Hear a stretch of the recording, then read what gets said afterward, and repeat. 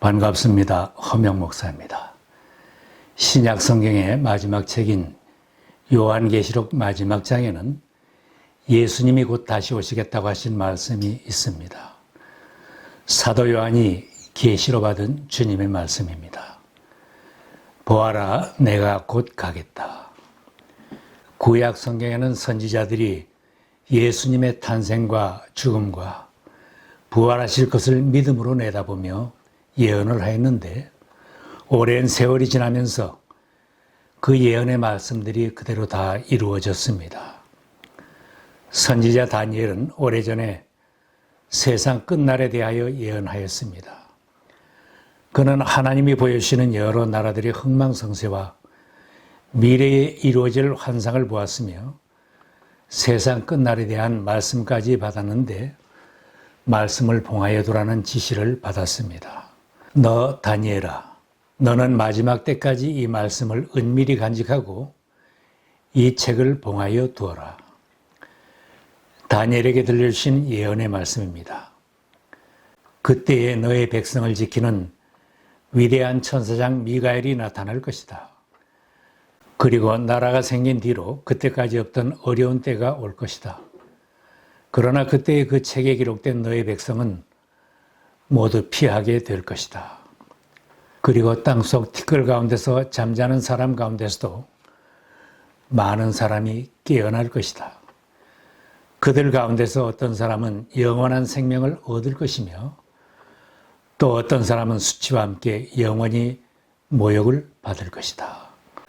다니엘이 받았던 여러 나라의 흥망성쇠에 대한 예언이나 마지막 때에 대한 예언의 말씀은 오랫동안 사람들이 이해할 준비가 되어 있지 않았던 것입니다. 그러나 사도 요한이 받은 계시를 통하여 주님이 다시 오시는 마지막 때를 더 분명하게 알게 되었습니다. 사도 요한이 천사에게 받은 말씀입니다. 이 말씀은 믿음직하고 참되다. 예언자들에게 영을 내려주시는 주 하나님께서 자기의 종들에게 곧 일어날 일들을 보여주시려고 자기의 천사를 보내셨다. 보아라, 내가 곧 오겠다 하신 주님의 말씀을 기억하여라. 천사가 일러준 대로 주님께서는 요한에게 곧 가겠다고 말씀해 주셨습니다. 보아라, 내가 곧 가겠다. 나는 각 사람에게 그 행위대로 갚아주려고 상을 가지고 간다. 부활승천하신 주님이 세상에 다시 오시는 날은 세상의 끝날이 될 것입니다. 주님께서 평소 제자들에게 분명하게 말씀하셨습니다. 예수께서 올리브산에 앉아 계실 때에 제자들이 따로 그에게 다가와서 말하였다. 선생님께서 다시 오시는 때와 세상 끝날에는 어떤 징조가 있겠습니까? 우리에게 말씀해 주십시오. 주님께서 말씀하신 징조는 놀랍게도 오늘날의 세상의 모습입니다. 예수께서 그들에게 말씀하셨다. 누구에게도 속지 않도록 조심하여라. 많은 사람이 내 이름으로 와서 말하기를 내가 그리스도이다 하면서 많은 사람을 속일 것이다. 또 거짓 예언자들이 많이 일어나서 많은 사람을 홀릴 것이다. 또 너희는 여기저기서 전쟁이 일어난 소식과 전쟁이 일어나리라는 소문을 들을 것이다. 이런 일이 반드시 일어나야 한다. 그러나 아직 끝은 아니다. 여기저기서 기근과 지진이 있을 것이다. 그러나 이 모든 일은 진통의 시작이다. 그때에 사람들이 너희를 환난에 넘겨줄 것이며 너희를 죽일 것이다. 또 너희는 내 이름 때문에 모든 민족에게 미움을 받을 것이다. 또 많은 사람이 걸려서 넘어질 것이요 서로 넘겨주고 서로 미워할 것이다. 그리고 불법이 성하여 많은 사람의 사랑이 식을 것이다. 이 하늘나라의 복음이 온 세상에 전파되어서 모든 민족에게 증언될 것이다. 그때야 끝이 올 것이다. 주님은 다시 오시는 마지막 때의 형편도 알려주셨습니다. 번개가 동쪽에서 나서 서쪽까지 번쩍이듯이 인자가 오는 것도 그러할 것이다. 그 환란의 날들이 지난 뒤에 곧 해는 어두워지고 달은 그 빛을 잃고 별들은 하늘에서 떨어지고 하늘의 세력들은 흔들릴 것이다. 그때에 인자가 올 징조가 하늘에서 나타날 터인데 그때에 땅에 있는 모든 민족이 가슴을 치며 인자가 큰 권능과 영광에 쌓여 하늘 구름을 타고 오는 것을 보게 될 것이다. 공의 앞에서 대제사장이 신문할 때도 말씀해 주셨습니다. 내가 당신들에게 다시 말하오. 이제로부터 당신들은 인자가 권능의 보좌 오른쪽에 앉아 있는 것과 하늘 구름을 타고 오는 것을 보게 될 것이요. 주님께서 다시 오시겠다고 이미 알려주셨는데 사도 요한에게 반복하여 말씀하신 것은 이제는 다시 오실 주님을 맞이할 준비를 하고 살라는 마지막 경고이기도 합니다. 보아라, 내가 곧 가겠다. 그렇다, 내가 곧 가겠다. 주님 오시겠다는 말씀을 받은 사도 요한은 주님이 오시기를 간절히 바라며 기도하였습니다. 이 기도는 성경의 마지막 기도입니다. 아멘 오십시오 주 예수님.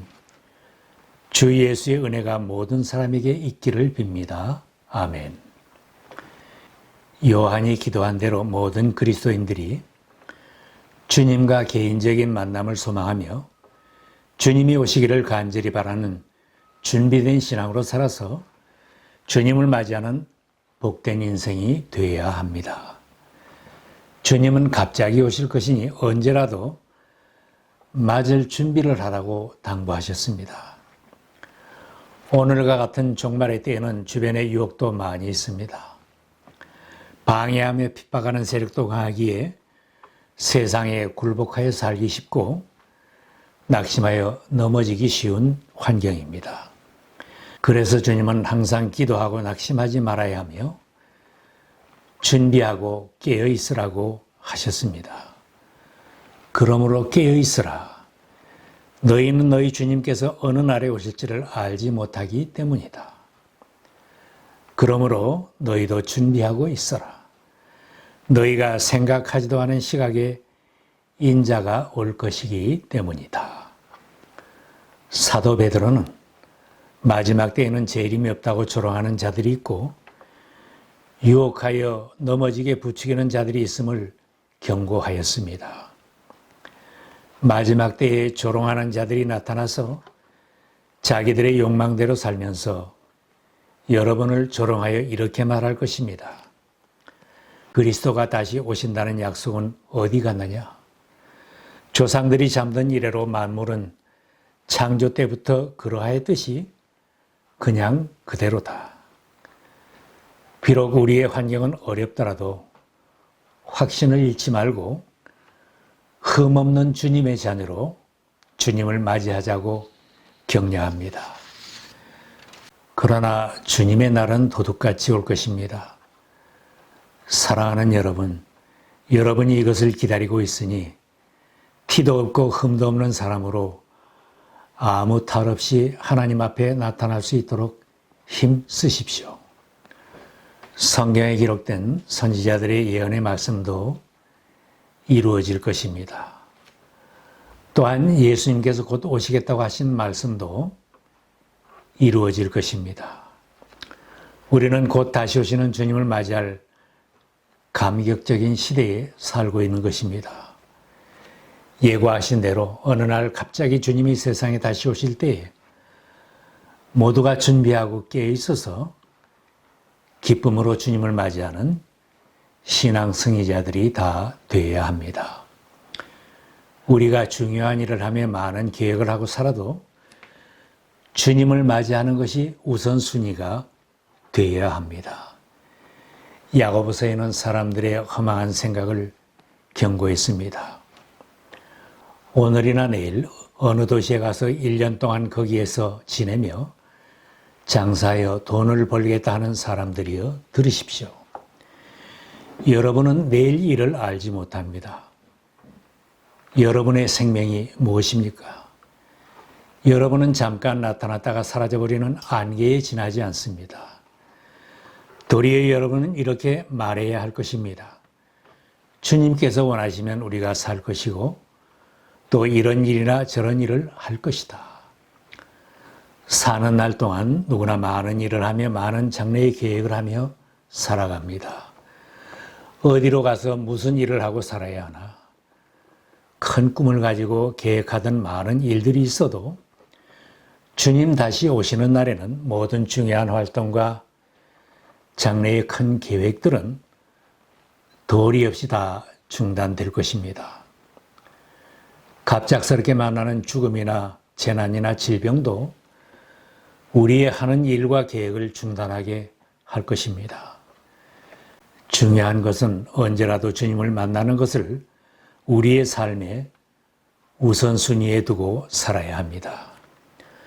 주님 만날 준비가 안 된 채로 살다 보면 구원받기에 너무 늦어집니다. 주님이 곧 가겠다고 하시기 직전에 주신 말씀이 있습니다.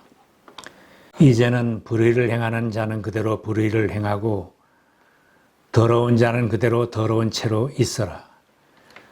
의로운 사람은 그대로 의를 행하고 거룩한 사람은 그대로 거룩한 채로 있어라. 주님을 맞이할 준비가 안 된 사람은 내 마음대로 살고 그 모습 그대로 주님 앞에 서게 될 것입니다. 주님이 오시는데도 불의를 행하는 사람은 여전히 불의를 행하고 살 것입니다. 더러운 사람은 더러운 모습을 벗지 못한 채 주님을 만나게 될 것입니다. 영원히 그 모습을 벗지 못하고 주님을 맞이하고 심판을 받아야 한다면 비참한 것입니다. 이사야 선지는 우리는 모두 부정한 자와 같고 우리의 모든 의는 더러운 옷과 같다고 했습니다. 그러나 우리가 다 죄인이라도 예수 그리스도를 믿으면 의롭다고 인정을 받고 우리의 죄를 자백하면 모든 죄에서 깨끗함을 받습니다. 사죄함을 받은 하나님의 자녀들은 거룩한 백성으로 주님을 맞이할 수 있도록 구원받는 길을 예비해 주셨습니다. 오신다는 주님을 오래 기다린다는 것이 의심할 이유는 못 됩니다. 어떤 이들이 생각한 것과 같이 주님께서는 약속을 더디 지키시는 것이 아닙니다. 도리어 여러분을 위하여 오래 참으시는 것입니다. 하나님께서는 아무도 멸망하지 않고 모두 회개하는 데에 이르기를 바라십니다. 더 늦지 않게 지금 예수 그리스도를 나의 구주로 영접하고 주님 만날 준비를 하고 살아야 합니다. 선지자 아모스는 심판을 받고도 고집스럽게 돌아오지 않은 이스라엘 백성들에게 하나님께서 다시 심판을 작정하셨다는 경고의 말씀을 전하였습니다. 나 하나님이 옛날에 소돔과 고모라를 뒤엎은 것처럼 너희의 성읍들을 뒤엎었다. 그때의 너희는 불 속에서 끄집어낸 나무 조각처럼 되었다. 그런데도 너희는 나에게로 돌아오지 않았다. 주님께서 하신 말씀이다. 그러므로 이스라엘아, 내가 너에게 다시 그렇게 하겠다. 바로 내가 너에게 이렇게 하기로 작정하였으니 이스라엘아, 너는 너의 하나님 만날 준비를 하여라. 이스라엘뿐만 아니라 누구든지 하나님 만날 준비를 하고 살아야 합니다. 주님이 다시 오시는 날은 세상을 심판하시는 날로 작정되어 있습니다. 주님께 돌아오지 않고 믿음으로 준비되지 않은 사람들에게는 소돔과 고모라 심판, 노아 홍수 때 이상으로 두려운 날이 될 것입니다. 그날에 하늘은 요란한 소리를 내면서 사라지고 원소들은 불에 녹아버리고 땅과 그 안에 있는 모든 일은 드러날 것입니다. 더 미루지 말고 지금 믿음으로 준비하고 주님 맞을 준비를 해야 합니다. 갑자기 주님이 오신다면 그때는 너무 늦은 것입니다. 예레미야는 아직 구원받지 못했다고 백성들이 울부짖는 소리를 들으며 탄식하였습니다. 여름철이 다 지났는데도, 곡식을 거둘 때가 지났는데도 우리는 아직 구출되지 못하였습니다. 하나님의 나팔 소리가 울려 퍼지는데 내 가족이 아직 구원받지 못했다. 사랑하는 형제 자매들이 아직 구원을 받지 못했다고 탄식하며 후회하지 말아야 합니다. 지금이 귀한 영혼들을 거둬들여야 할 추수할 마지막 때입니다. 한여름 좋은 시절도, 곡식을 거두는 풍성한 계절도, 나의 젊음과 전성기도 곧 지나갈 것입니다. 주님을 위하여 복음을 전하기 위하여 봉사하고 섬기고 일할 때도 지금입니다. 주님 만날 준비를 다음으로 미루는 사람은 쉽게 잃은 자로 남을 것입니다. 다음 날에 좋은 시절이 올 때에 주님을 영접하겠다, 주님께 헌신하겠다 하는 사람은 너무 늦을 것입니다. 절박한 심정으로 세계를 향하여 복음을 전했던 사도 바울은 미루지 말고 지금 결단하라고 권했습니다. 우리는 하나님과 함께 일하는 사람으로서 여러분에게 권합니다. 하나님의 은혜를 헛되이 받지 않도록 하십시오. 보십시오. 지금이야말로 은혜의 때요, 지금이야말로 구원의 날입니다. 이사야 선지도 머뭇거리는 백성들에게 때를 놓치지 말고 주님을 찾으라고 외치고 있습니다. 너희는 만날 수 있을 때에 주님을 찾아라. 너희는 가까이 계실 때에 주님을 불러라.